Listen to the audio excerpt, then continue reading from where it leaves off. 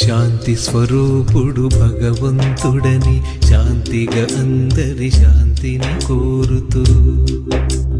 శాంతి స్వరూపుడు భగవంతుడని శాంతిగా అందరి శాంతిని కోరుతూ,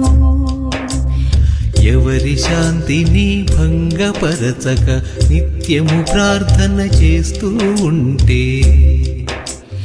ఎవరి శాంతిని భంగపరచక నిత్యము ప్రార్థన చేస్తూ ఉంటే,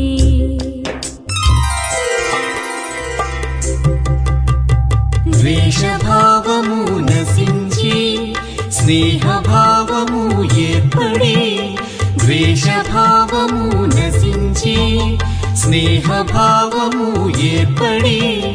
గృహములో అందరూ సంతోషంగా, గృహములో అందరూ సంతోషంగా శాంతియుతంగా ఉండెదరు.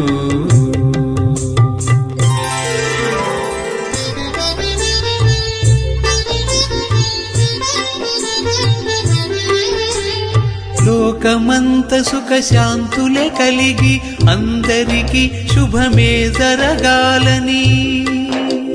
లోకమంత సుఖ శాంతులే కలిగి అందరికీ శుభమే జరగాలని, అందరి జీవితం సమృద్ధిగా, అందరి జీవితం సమృద్ధిగా మంగళకరముగా ఉండాలని,